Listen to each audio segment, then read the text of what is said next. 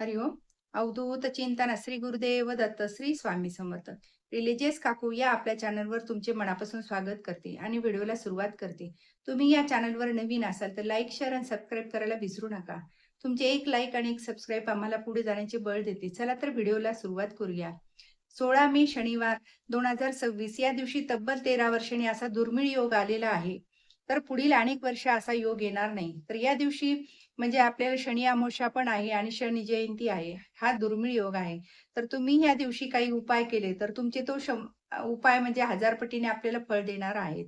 तर त्या दिवशी आपल्याला काय उपाय करायचे आहेत ते आज आपण व्हिडिओमध्ये बघणार आहोत. तर व्हिडिओ शेवटपर्यंत नक्की बघा. तर या दिवशी आपल्याला म्हणजे शनी अमावस्या असल्यामुळे आपल्याला शनी देवतेची पूजा करायची आहे. शनी देवतेला काही वस्तू अर्पण करायच्या आहेत. म्हणजे आपल्या मागची साडेसाती आहे ती निघून जाते. घरात आपल्या जे नकारात्मक वातावरण आहे ते म्हणजे निघून जाते आणि सकारात्मक वातावरण तयार होते.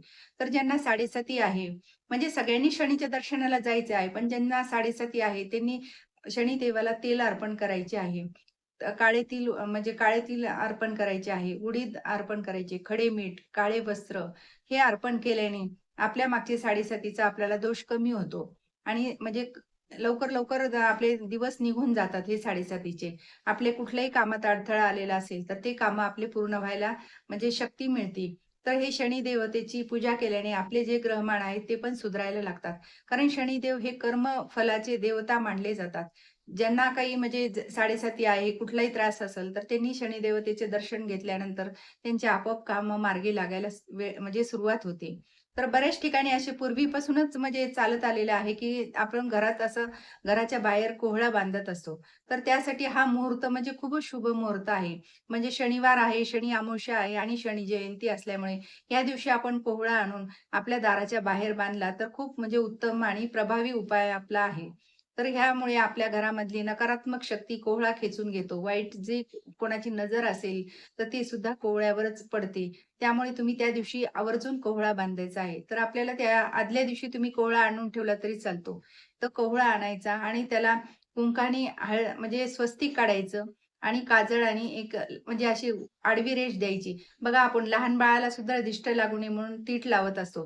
तर त्याच प्रकारचं एक तीट आपल्याला त्या कोहळ्याला पण बांधायचं आहे आणि तो कोहळा त्याची पूजा करून देवासमोर ठेवायचा आहे आधी आणि प्रार्थना करायची आहे शनिदेवांना, की माझ्यावर घरावरील ज्या काही अडचणी आलेल्या आहेत, ज्या काही दोष असेल, संकट असतील ते निघून जाऊ दे. आम्हाला जे साडेसातीचा जो काही त्रास होतोय तो सुद्धा निघून जाऊ दे. अशी म्हणून प्रार्थना करायची, नमस्कार करायचा आणि ते लाल कपड्यात बांधून तुम्हाला तो आपल्या दाराच्या बाहेरच्या साईडला म्हणजे मेन दाराच्या बाहेरच्या साईडला तो लाल कपड्यात घेऊन बांधायचा आहे. कारण येणाऱ्या-जाणाऱ्यांची सुद्धा नजर त्या कोहळ्यावर पडते आणि जो काही कोहळा जर खराब झाला असेल, तर आपल्या घरावरची दृष्ट त्या कोहळ्यावरच वाईट नजर पडलेली असते. मग तो खराब झालेला कोहळा काढून टाकायचा आणि दुसरा परत बांधायचा तुम्ही.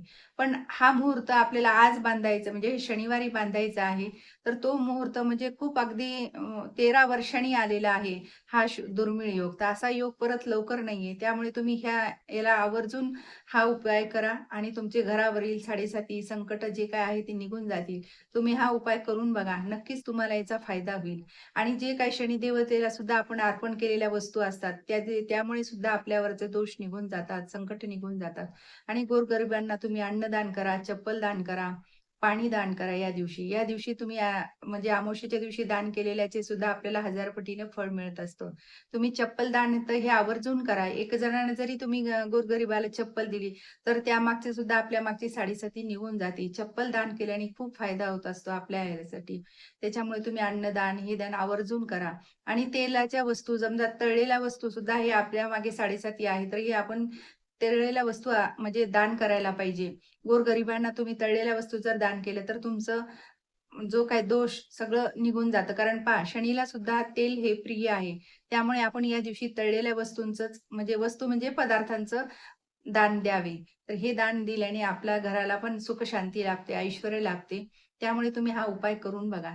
श्री स्वामी समर्थ. जय जय स्वामी समर्थ. माझा जर व्हिडिओ तुम्हाला आवडल्यास लाईक, शेअर आणि सबस्क्राईब करायला विसरू नका.